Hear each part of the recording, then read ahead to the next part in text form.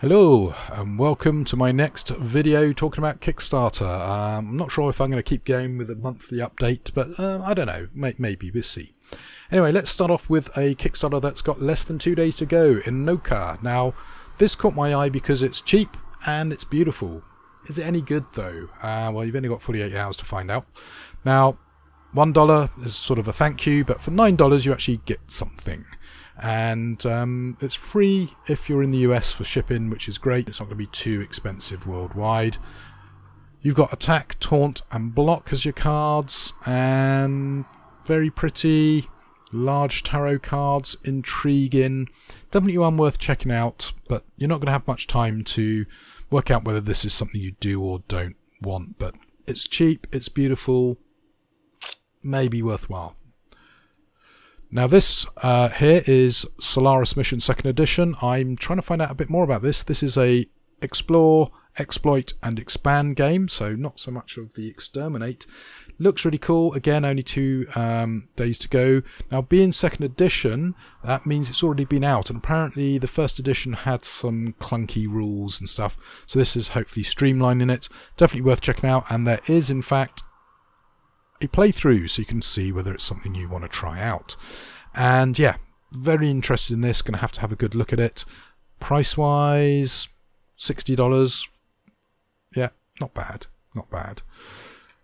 Combo Fighter. This is another game that actually came to my attention from Dice Tower, as some of the earlier ones were, and Combo Fighter seems to be a sort of Street Fighter the card game sort of game, although it's using obviously non-licensed or kind of their own heroes, I should say.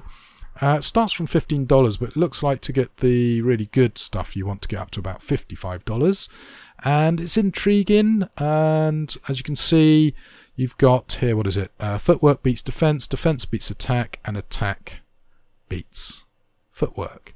So interesting. There is a draft mode, there is a solo mode, definitely one worth checking out. And again, you know, if you want to go in low risk, maybe just the $15 pledge. So definitely one worth looking out. You got 3 days for that one. Modifius, very good company, love their role-playing products. They've got 3 days to go on Kung Fu Panda. It's managed to meet its funding goal, but it's maybe not done as well as it could have done. But it's only £25, $60 for a nice upgraded version, and $200 for a ridiculous version, which is 4 copies of the game. Looks interesting, but yeah, I'm not sure this is one for me, but definitely one worth checking out. Back Up, another Dice Tower video, caught my eye on this one. 11 days to go. These miniatures look great. So what is it? $35. So that's really cool. Definitely worthwhile checking out. And look at them painted. They just look absolutely brilliant. So I'm going to definitely give myself a good look at this one. Unfortunately, the 48-hour early bird is gone, but there's still time to get on early bird too. Really, really cool. Definitely going to check this one out. It's a fun looking racing game by the looks of it, with cool minis. 11 days on that one. Talking of 11 days to go, Sandy Peterson is back on Kickstarter with this Starteropolis. Really like the look of this because it's space. It's got these 3D components that you click together. Very intriguing to me, and it's a reasonable price, so $49 to buy in, but I think the sweet spot is the $79 level where you get all the weird, wonderful add-ons. The graphic design of the components, not bad, not brilliant, but the 3D pieces just look amazing. So you start off with this sort of asteroid and you bolt bits in. Player color is sort of irrelevant. It's more when you claim, for example, this purple piece, you take the purple card. So that's a little bit weird. The color is purely so you know which player it belongs to rather than which player it is. So you don't play as the purple player. Now apparently these colors are colorblind friendly. I can't comment on that, but definitely well worth checking that one out. Casual Game Insider, Year 7. This is apparently a really good game magazine. Maybe go check it out, and you can subscribe for life for $40 digital, and also there's a catch-up option as well, and there's also print. There's a whole load of options there. Really, really cool. It's great to see there is a decent game magazine still in print, so definitely worth having a look at that one. Snowdonia Deluxe. Now, Snowdonia was a great game. I didn't particularly like the quality of the original version, and I just decided it was too hard to learn the rules and teach people the rules, so I actually traded away my copy. But it is a really good game, and I've always sort of half regretted getting rid of it. Am I going to be tempted back by the deluxe set? I don't know. Maybe. To actually get it, it looks like it's $88 here, and it's got all the promos and everything you could ever want for it. So really, really good. Definitely well worth checking this one out.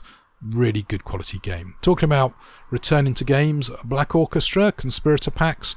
If you didn't get in on the first or second edition, you can upgrade for $55 to the core game with the packs, or just get the packs themselves for $9. If you don't know what this game is, it's sort of been described as pandemic, where the diseases are key Nazis that you're trying to eradicate, in particular Adolf Hitler himself. Yeah, really, really do like the look of this, and yeah, very, very tempted. Go check it out. You got 14 days. Delta Green, Cthulhu in the modern era. Definitely worth looking at this one. 19 days to go, and $20 to pick up a PDF. Yeah, very interested in this one. Delta Green's really great setting for modern day Call of Cthulhu. Rorick, Dawn of Kiev. Very interesting sort of worker placement-y type game.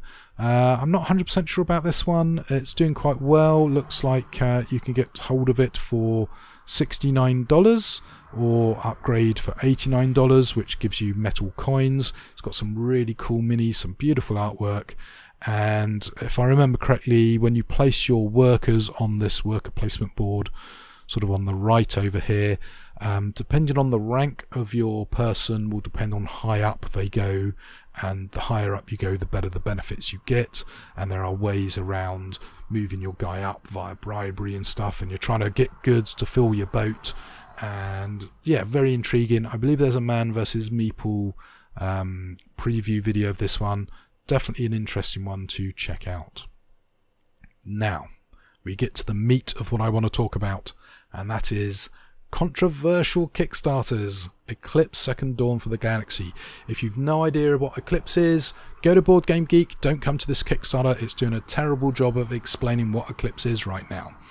In addition, it's got some interesting graphic design choices that a lot of people aren't very happy with, some interesting stretch goals that people aren't happy with.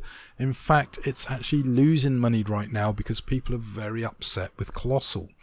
They might be able to turn it around. It's only been a day or two, but unfortunately this is not going so well.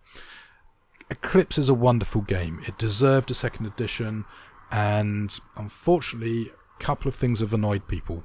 There is no upgrade path currently from first to second edition.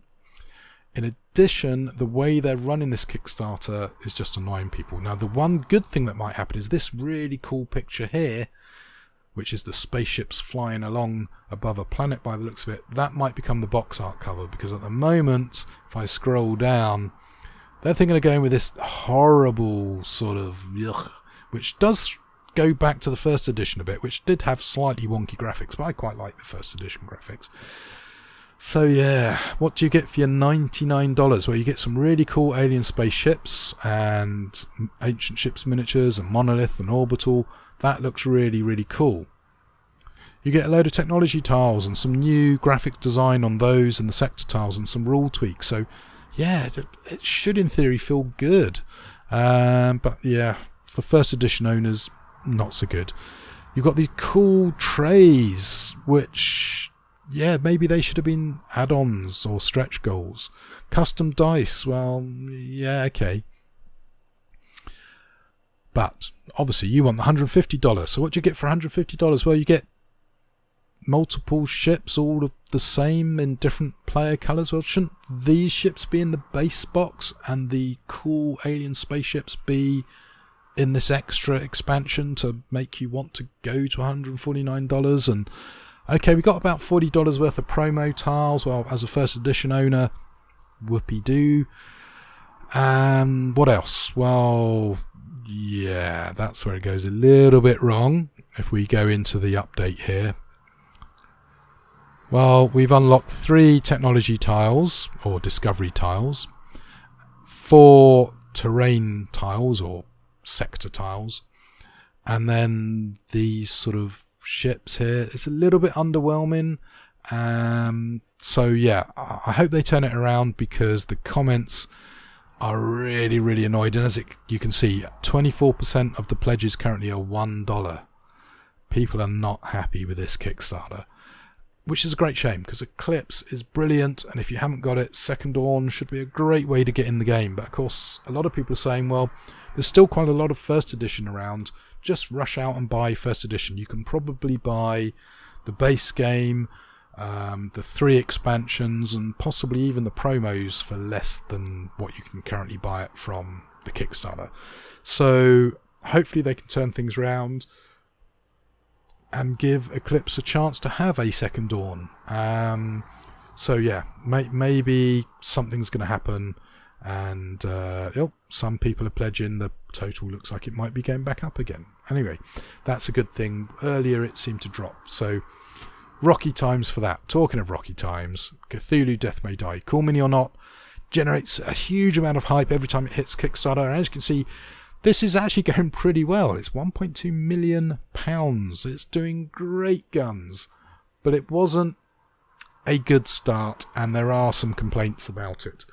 Now, just to give you an insight, I've backed this for $1, and I was backer number 8, the 8th person to back this. Now, unfortunately for me, maybe I made a mistake. Maybe I should have backed the Ultimate Deluxe copy, which sold out in, I believe it was less than 3 minutes, possibly 2 minutes. So the base pledge is $100. The deluxe pledge is now available at $250. So for another $150, what you get is this giant Cthulhu expansion. More of that in a bit. However, when it first hit Kickstarter, it was $220. Now,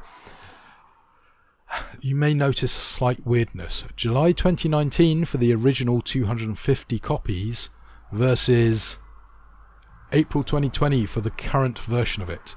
So multiple controversy. The Giant Cthulhu, obviously a lot of people are excited by. They launched with only 250 backers able to grab it at $220, and that sold out in less than 3 minutes. So they did have a solution, which was to release extra pledge levels, increasing the price by about $5 and the time by about a month. This has caused a huge negative backlash. Now, I'm annoyed about this, not because I could have backed it for $220, which I could have done, and maybe I should have done, but I'm annoyed by this because I don't see why this exclusive expansion is locked into a giant Cthulhu miniature. It should be, the miniature should be an add-on to the expansion, so I could buy the expansion, and if I want a 2-foot tall miniature, I could buy it. So talking of which, is it this update? Yes, here it is. I mean, it's a great sculpt, I'd love it, but it's 2 foot tall and, well, over $100 to buy. There's a whole load of stuff here dealing with some of the complaints Cool Mini or Not had to deal with. That's a 28mm miniature just for scale. I mean, look at it. I mean, it is brilliant. It's amazing. It's something that is going to generate hype, but the way they went about it did cause a bit of a stink. Now, the most recent stretch goal is Dagon. So you've got your deep ones who've been unlocked, and then Dagon himself, who does look a little bit like the Blood Rage Sea Serpent to me, just slightly tweaked, which I'm not sure if that's a good or a bad thing. But yeah, it's not bad miniature, and it's a decent size. Now, if you're interested in Death May Die, it's looking a little bit about like the Others Cthulhu edition with some little tweaks. You're going to get a load of really cool investigators. So if you're into Call of Cthulhu, it might be worth backing just to get all these minis. Now, the base set comes with, what is it? 20, is it? 1, 2, 3, 4, 5, 6, 7, 8, 9, 10. Okay, so it comes with 10, but they've, I think, added on about another 10 via stretch goals. A lot of people want to see the monsters. So Death May Die had a very controversial start, generated a huge PR backlash. In fact, a load of people have refused to back this game on principle. I'm in for $1. As I said, I could have got it for $220, but I just looked at that giant mini, and whilst I'd love to have it, where am I going to store it? Plus, you know, it's doubling the price of my game. It's just madness. Well, maybe that's thematically appropriate. Anyway, I hope you've enjoyed that look at a load of really cool Kickstarters and a load of maybe controversial Kickstarters that are currently up for July. So definitely go check them out. And until the next video, I hope you have some great gaming. And apologies for the background noise, but it's so hot and sticky and humid, I've got to keep the window open. And everyone's decided to drive past the house today for some reason. So anyway, as I said, till the next one, take care now.